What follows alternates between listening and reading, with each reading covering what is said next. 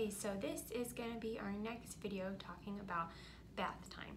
This video is going to be primarily for those kiddos that are using 1 to 2 word utterances, we're going to say, which just means they might be saying one word or maybe putting 2 words together. So they might be saying water or they might be saying more water, but we want them to be using 3 to 4 words, or maybe just bump it up just a little bit to expand their phrases just a tiny bit, and to work on some verbal comprehension following directions as well.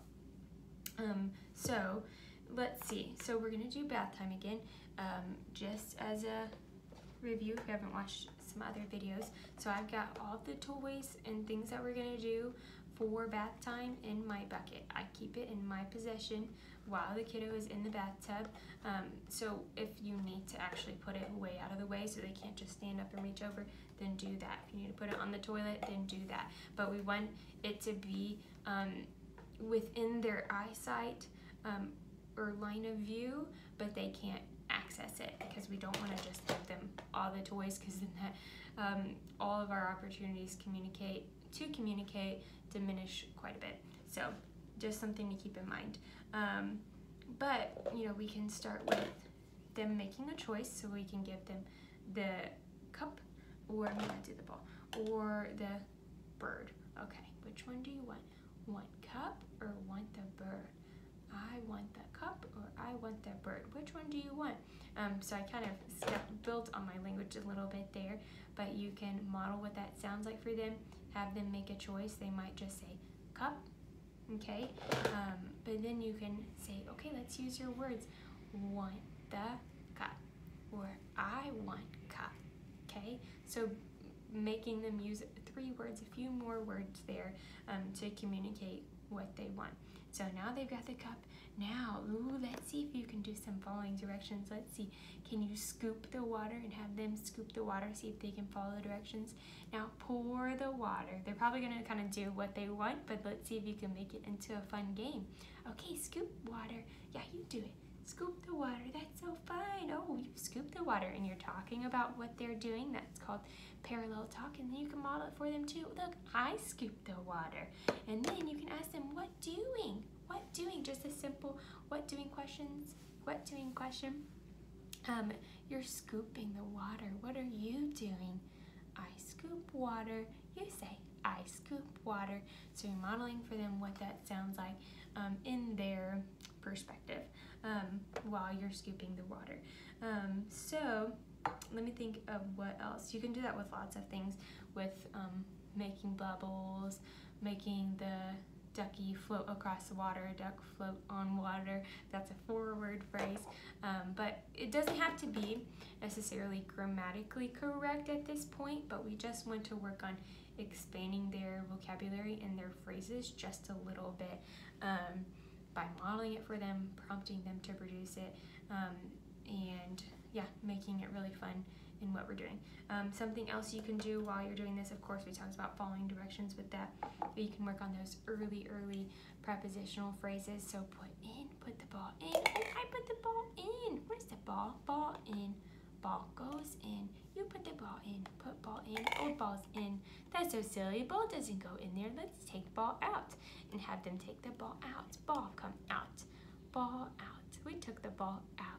So we can do those early, like I said, early prepositional phrases, which just means the location, right? So those are some simple things you can do. Of course, washing body parts, having them follow directions. Okay, let's make it a game again, right? Let's wash your tummy, wash your tummy. Good job washing tummy. Now wash hair. Here's some shampoo. Let's wash hair. Wash hair. You're washing hair. I am washing. And you're washing with them. And then you can let them do it. You sing and have them sing the song too. So we're building those utterances, talking about what they're doing a little bit. And if they say like, wash, wash, wash, and you want them to expand on that a little bit, you can say, you're right, wash hair.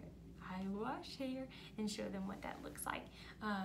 So that's like everything you're doing while you're in the tub. Of course, you're giving them 1, maybe 2 toys at a time when you're in the tub. And maybe if they really like the washing part, sometimes this isn't our favorite part, that's okay. You can have those out of the tub as well and have them request those things. And then when it's time to clean up the toys, so the good thing about having all the toys in the bucket, there's a couple of things you could do, and I should have prefaced with this to help transition out of the tub. I know for my nieces, they love the bath time. Most kiddos do, because it's really fun and engaging and we get to play in the water, right? But cleaning up after bath time is hard. So you already have, if you have a set number of toys in here, you can say, okay, we're all done with the toys, that's all we have. Then you can use that. I also sometimes use a visual timer on my phone. I have one, it's called Countdown. It's a free app, and they can watch. It kind of does like this turned out, or I don't know what you call it, but you can watch that time gap get smaller and smaller. You can maybe set it for the last 5 minutes and say, okay, we're gonna be almost done with the bathtub. We have 5 minutes left, 5 minutes. You might not know concept of time, that's okay, but look, it's almost done, it's ticking. Okay, now let's play a little bit, and play. Ooh, you see it's gotten to 3 minutes. Ooh, time's getting closer. Let's hurry, play. And then when it gets to 1 minute, 30 seconds, you know, you're referring to it, still playing, we gotta hurry and get our play in. And then when the timer goes off, we're all done. We're all done playing. Okay, so now let's clean up our toys. And again, we're using a few word phrases, so we're gonna clean up the toys.